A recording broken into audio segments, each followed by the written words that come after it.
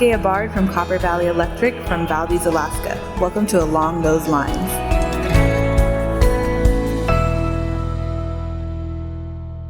Support for this podcast comes from G&T Communications, the go-to people in public relations and advertising for electric cooperatives. G&T Communications has been helping co-ops across the nation shine for 24 years. Hi, everyone. This is a podcast about electric cooperatives, the work they do, and the challenges they face. I'm your host, Scott Hoffman. Most businesses have to manage a variety of communications challenges. For electric cooperatives, these can include communicating weather events, cybersecurity events, governance issues, or even the effects of a global pandemic. How do co-ops handle communicating to multiple audiences when these challenges rise to the level of a crisis? For insights, we turn to Bill Coletti. He's the CEO of a crisis communications firm called Kith, and Stephen Bell, NRECA Senior Director of Media and Public Relations. Just a note, we're still practicing social distancing, so this interview was recorded from our home offices. Bill, Stephen, welcome to the podcast. Thanks for coming on. Thanks for having me. Yeah, it's great to be here. So let's start with a basic definition of crisis communications. Bill, what are we talking about here? So I think we look at crisis communications in three buckets from my vantage point of all sort of American corporations and institutions. I think you have crises, which are truly existential events that take you away from your strategy. You had an annual or a quarterly strategy or plan or a plan for the day, and this interrupts that significantly. Everything changes, and that could be outages. It could be something related to force majeure. It could be sort of these very acute moments in time. And I think, co-ops are so good at responding in those situations. You then have these long tail critical moments, we call them, which are kind of issues management challenges that affect and impact situations long term. And those are big malfeasance issues or governance issues. And then you've just got normal business operations challenges that aren't really crises, and they just need to be managed. And I think we mislabel those as crises sometimes. So let's stay with you on that point. You've been in this business a long time, Bill. We've probably all heard about big companies that have gone through major reputational problems where maybe a crisis communications or a better crisis communications plan would have helped. Remind us of some of the higher profile ones that we've probably heard of in our lifetimes.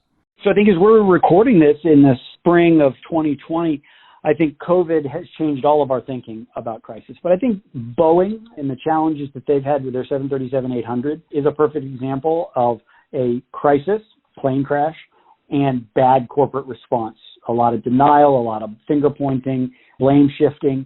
I think Chipotle had some food services challenge. People got sick because of the way they managed their supply chain, and that has become sort of a systemic challenge. It began as a crisis where individuals and employees got ill, and then it transformed into sort of this longer systemic question about how they source their supply chain. And then Starbucks. Starbucks had some recent episodes on the issue of race where some store managers called the police on some African-American guests who were not ordering coffee or drinks at the shop.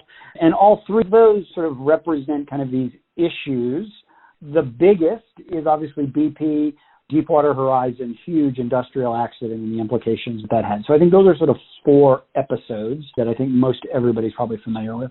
And Stephen, going back to Bill's definition of crisis communications, does that sort of square with what you see among co-ops? Are there certain nuances or subtleties that co-ops deal with that are outside that definition?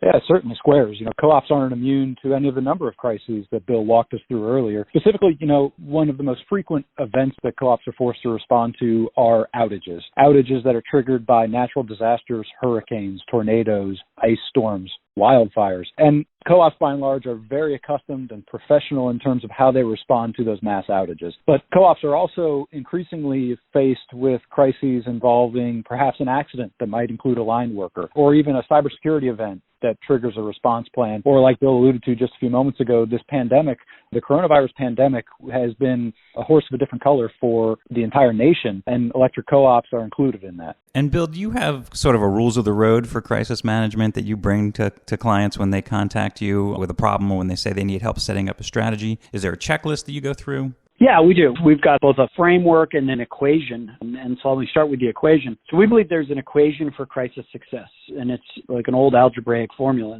The key differentiator between good and great true crisis response is speed. how fast you fill the vacuum of information with your message. And so speed then equals the sum of your mission and values, what do you stand for, added with your chain of command. And so the way you get fast and the way you fill that vacuum is by having a crystal clear understanding as an organization and as a leadership team of what do you stand for. Who are those that matter most to us from a stakeholder standpoint, and what are our core underlying values? You add that with really good clarity around chain of command, both formally and informally, your chain of command, because often you will find that on paper, it's an executive leadership team, of a CEO and a general counsel and a head of operations, and they're the sort of the typical pyramid of hierarchy. But when the rubber meets the road during a critical moment or a crisis, there's this odd informal chain of command that really takes over. We're agnostic to that. Just let's know it and understand it. So speed equals the sum of mission and values. What do you stand for?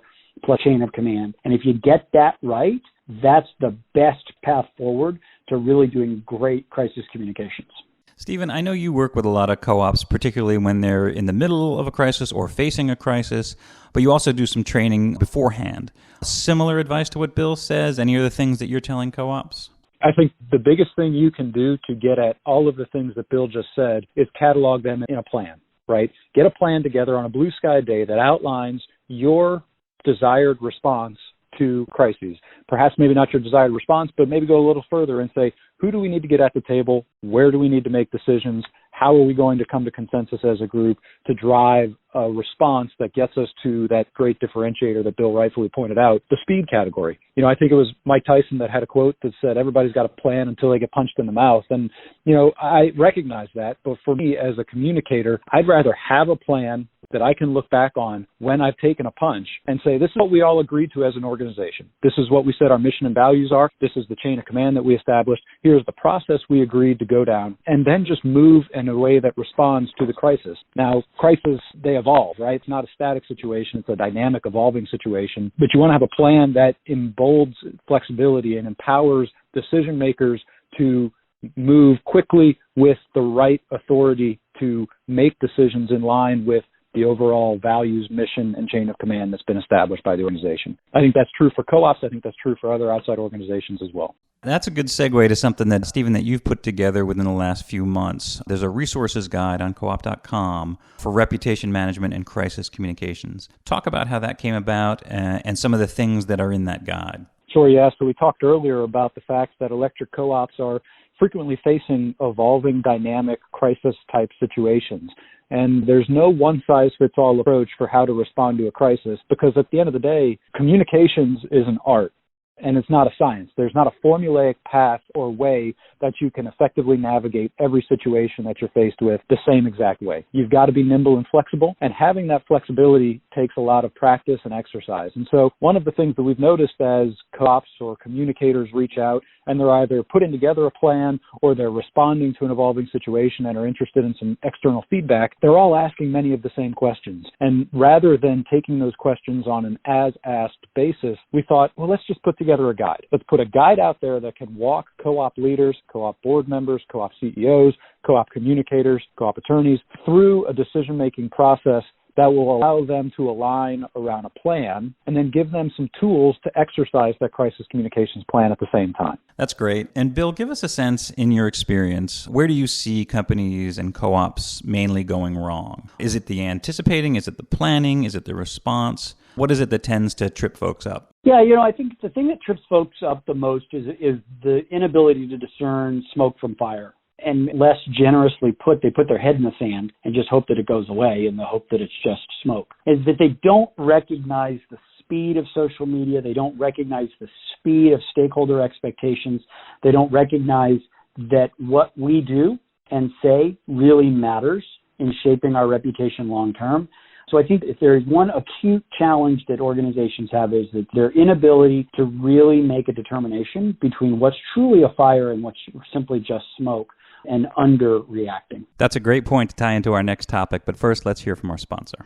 Along those lines is made possible by G&T Communications, who wants you to know that during chaotic times, you can count on the go-to people in public relations and advertising.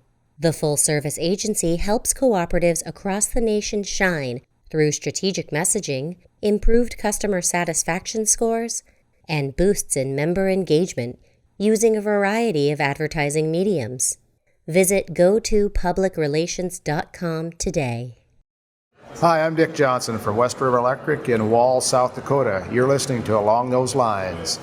Welcome back. I want to talk about how crisis communications has changed since social media has come onto the scene. Everyone now has a connection to the entire world. Not only that, but consumer expectations have changed quite a bit over the last 5, 6, 7 years. Bill, would you agree with that? And how has this new environment impacted how you talk to your clients about this subject? Yeah, it's changed dramatically since I've been practicing it. Both the how and the why have changed sort of fundamentally. I think social media and the dynamism and also the democratization of information, and that everybody's now a citizen journalist and everybody has access to a lot more information and the ability to broadcast more information than they've ever had. So I think that's the biggest fundamental. But I also think that we've seen good and we've seen bad. And the good old days used to just be able to, apologize and move on. It's a little bit more sophisticated now. It's a little bit more, people have higher expectations. Americans are incredibly forgiving. They are incredibly forgiving when people sincerely apologize and fix the problem. They're not real forgiving if you repeat the problem. That's changed a little bit, but that all goes back to the sort of democratization of information. People can actually track. Company X did this 2 years ago. Company X did it again recently. People can see that because everything is searchable on the internet a lot more readily than it was previously. And Stephen, for co-ops who have sort of grown up in a world where they tended to be insulated from these kinds of crises spreading outside their town or outside their territory, that's all changed now. How are they managing it, and what are you telling them? Yeah, the dynamic certainly has changed. One of the things we've seen is the decline of truly local journalism as local publications get bought up by large shared ownership groups that own publications across a dozen or more states. There's a lot of sharing of information between media outlets, and couple that with the power of the internet and social media that Bill just spoke to, there is a high potential for stories that take place far across the country to come home to roost on your doorstep, regardless of whether or not your individual organization or your cooperative had some involvement, right? It's easy for people to ask questions now, given the access to information that Bill alluded to. And so that's changed the dynamic, and I think forced everyone to be more accountable and ready to respond to questions, whether they're from policymakers, whether they're from members of the media, or whether they're from consumer members of the co-op who have questions. I think at the end of the day, a lot of the people that ask questions of individual organizations, businesses, cooperatives, want their opinions to be heard. They want their perspective to be listened to at the leadership table. And there's a beauty of the co-op business model that affords consumer members to have the opportunity to make their voice heard. And as far as the co-op business model goes, that's a really good point and kind of brings us into this idea of goodwill. Co-ops are excellent at fostering goodwill within their communities with the work they do, the charities they support. Stephen, let's talk about how that goodwill impacts the way co-ops react in a crisis, and then Bill will get into that on a broader scale. Sure. Scott, you well know, and you rightly pointed out, that co-ops are deeply invested in their community, and co-ops on a regular basis do great things to empower their consumer members to succeed and go far beyond just simply keeping the lights on. One area of growth that I encourage co-ops to lean into is really telling their story. You've got a number of co-ops that might be deploying large community solar projects, making renewable energy more feasible for their community. Similarly, on the broadband front, several electric cooperatives have launched broadband programs to help connect their communities to the modern economy. Still, other co-ops use Operation Roundup and other forms of financial motivation to help give back to the less fortunate in their communities. Those are all great stories that I think co-ops can really work to promote and tell, because if you're doing all that good work, it's important for you to be transparent and informing the consumer members of the broad community about what you're doing. Doing those things and telling the story about what you're doing will help improve and bolster your reputation in the community. And that's not to sound calculated. That's the reality of what we should be striving for. This greater relationship between the co-op and the community can really only flourish to the extent there's a proactive effort going on to tell the story about the connection between the co-op and the community it serves.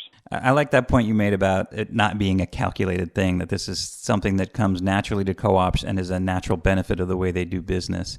So, Bill, what do you tell your clients and the companies that you work with in terms of fostering that kind of goodwill? How important is it, and how do you go about doing it? Yeah, I think it's critical. Goodwill is a terrific word. We often talk about it in the context of reputation. What is the next thing that people expect from you? And that's a simple definition of reputation. And so we think that having a good reputation, which is typically born out of how do you respond during a crisis, builds that reputation. What are the benefits of that? What's the value add of doing all the things that Stephen said, not just because they're the right things to do, but there is a strategic benefit. And we think you get three things out of that. We do think you build this reservoir of goodwill that we just described. And sometimes you need to dip into that reservoir of goodwill because co-ops run complex businesses with multiple stakeholders and things go wrong. So you want to be able to dip into that reservoir of goodwill occasionally.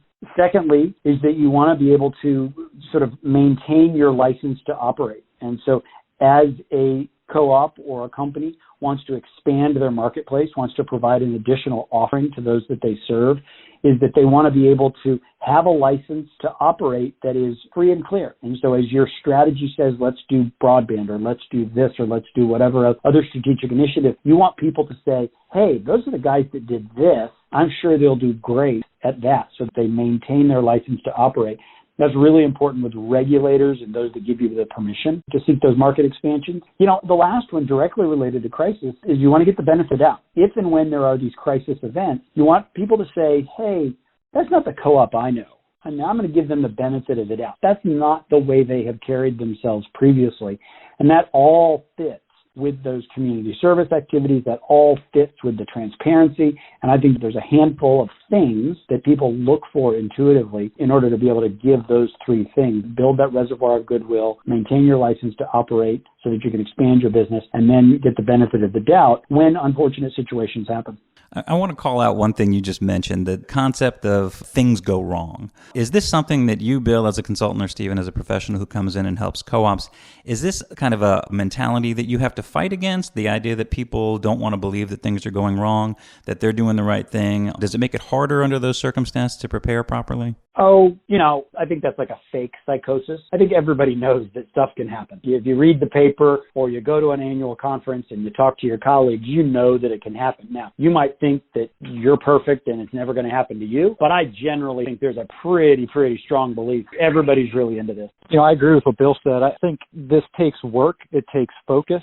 And there are plenty of times where your day gets sidetracked and the work or the focus that you thought you would have to pay attention to developing the crisis communications plan, for example, might get sidetracked. It's easy to kick a can down the road in the crisis preparation category when you're faced with more pressing needs and more pressing demands on your time. So while I agree with Bill, I think it's a fake psychosis to say that nobody thinks this can happen to them. I think it's a completely different conversation to dedicate the time and attention that's necessary to prepare proactively. That's true. They're aware, but not willing to do anything. Absolutely. We could say that about, diet and exercise and our own personal health. I'm aware there's a problem, but I'm not really willing to do anything about it. So absolutely. That's a good segue into the whole coronavirus pandemic. If you ever thought you were insulated from a major crisis coming to your doorstep, I'm pretty sure that the coronavirus has obliterated that sense of well-being. So, Bill, let's talk a little bit about what you're talking to your clients about, what kind of things they're asking you to help them with, and then Stephen will ask you the same about co-ops. Yeah, well, they're talking about a lot of things because we've never seen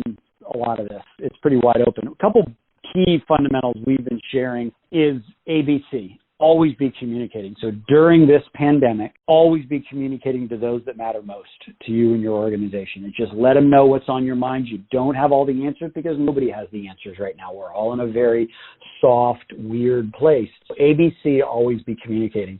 And then two, the converse of that is always be listening. Make sure that your ears are open and you're understanding and asking for feedback, because the marketplace, those that you serve, your community, will tell you what they want and how they expect to be served if you keep your eyes and ears open during the situation. And don't forget your internal team. That's the third element, is that, we just keep people tuned in. If you really distill back to what we talked about, mission and values, your team, probably the most important key strategic asset that you have, is really focus on them. So always be communicating, equally always be listening, and really make sure that you serve your team. Yeah, I'm so glad Bill brought up the internal team. They're a huge and oftentimes overlooked population that needs to be at the forefront of any communications effort, particularly during a crisis. Specific to co-ops in terms of how they're communicating during the coronavirus pandemic, we've encouraged co-ops to make sure that they're considering empathy, that they're listening intently and providing an empathetic ear for their community, and reminding the community that co-ops are of and by the community. And when the community suffers,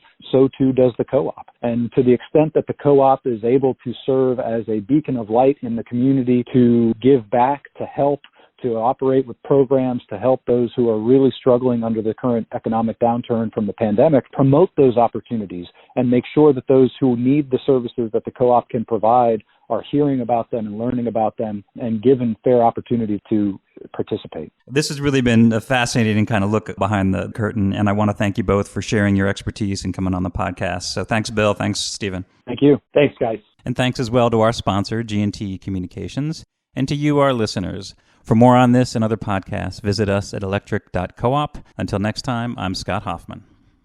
I'm Ethan Severio from Dixie Electric Membership Cooperative in Zachary, Louisiana. Thank you for listening to Along Those Lines. Subscribe and rate us on your favorite podcast app.